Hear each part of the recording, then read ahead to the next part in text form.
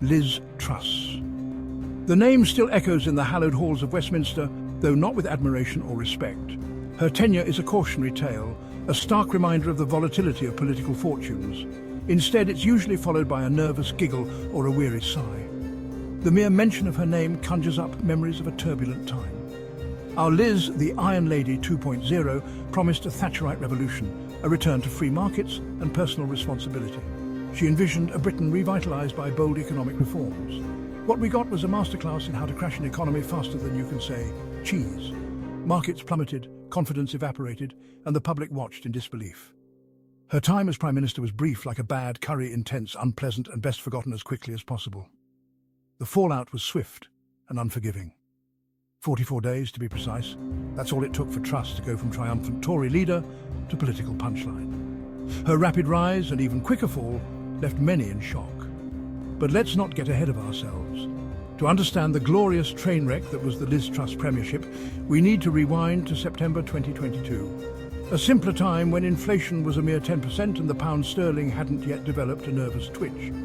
It was a period of high hopes and even higher stakes, setting the stage for what would become a political drama for the ages. Truss swept into Downing Street, promising tax cuts for all, particularly for those who least needed them. Her free market fundamentalism, honed in the leafy suburbs of her childhood, blinded her to the realities of a nation grappling with a cost of living crisis. Enter the infamous mini-budget, a masterpiece of economic illiteracy that would make even a GCSE economics student blush. This wasn't just trickle-down economics. It was a fire hose of cash pointed directly at the already overflowing bank accounts of the wealthy. The markets, those ruthless arbiters of economic competence, reacted with predictable horror. The pound sterling went into freefall, interest rates soared, and the Bank of England had to step in to prevent a total pension fund meltdown. It quickly became apparent that Truss's grasp of basic economics was, shall we say, tenuous. She seemed to operate under the assumption that money, like magic, simply appeared whenever it was needed. When confronted with the disastrous consequences of her policies, Truss responded with the economic acumen of a particularly dim turnip. Her solution? More tax cuts, of course, because if a little bit of reckless fiscal policy is bad, then surely a lot will be brilliant. The irony, of course, was that Truss's entire political persona was built around her supposed economic competence. She was the low-tax, small-state evangelist, the heir to Thatcher's legacy. Yet, in practice, she turned out to be the high priestess of economic chaos. The tragedy of Liz Truss is that she wasn't just incompetent, she was also woefully out of touch. While ordinary Britons struggled to put food on the table and heat their homes, Truss was busy posing for photo ops in designer outfits that cost more than the average person's monthly salary. Her attempts to connect with the common man were, to put it mildly, awkward. Who can forget her infamous speech to the Conservative Party conference, where she boasted about her love of British cheese and her hatred of handouts? The speech was met with a mixture of amusement and despair. Here was a Prime Minister so utterly detached from the realities of everyday life that she thought a fondness for dairy products was a relatable personality trait. To understand Liz Truss, one must understand the environment in which she was raised. Born into a life of privilege, Truss attended private schools and Oxford University, a trajectory followed by a disproportionate number of British politicians. This gilded upbringing instilled in her a deep-seated belief in her own exceptionalism, a sense that she was destined to rule.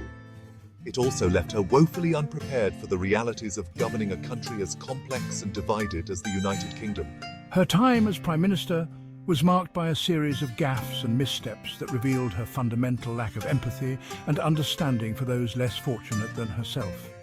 She was a living, breathing example of the dangers of an out-of-touch elite.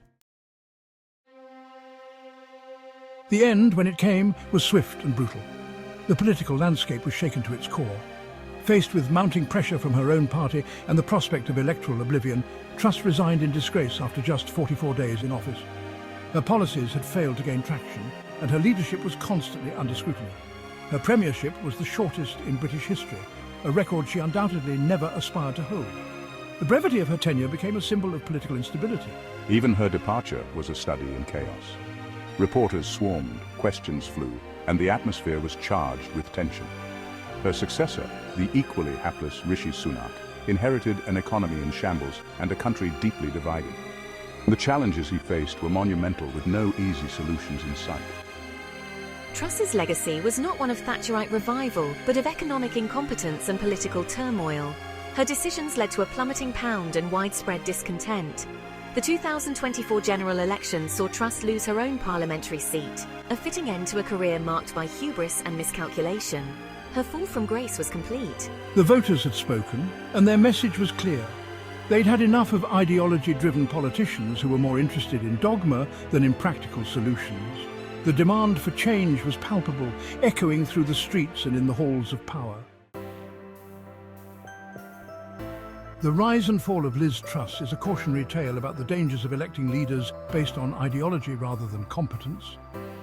Her brief tenure serves as a stark reminder of what can happen when political decisions are driven by dogma instead of practical wisdom. It's a reminder that governing is not a game of theoretical chess, where moves are calculated in isolation, but a messy, complex business that requires pragmatism, empathy, and a firm grasp of reality.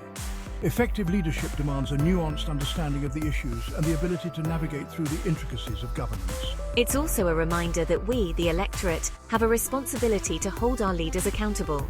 Our role doesn't end at the ballot box. It continues through active civic engagement. We must demand better from those who seek to represent us, ensuring they are equipped to handle the complexities of their roles. And we must be wary of those who offer simplistic solutions to complex problems. Quick fixes often overlook the deeper issues and can lead to greater challenges down the line. And if you want to stay informed about the latest political shenanigans and economic calamities, be sure to subscribe to our newsletter. Our updates will keep you in the loop with insightful analysis and timely news. We promise to keep you entertained, enlightened, and slightly terrified about the future of our country. Stay ahead of the curve with our expert commentary and in-depth reports.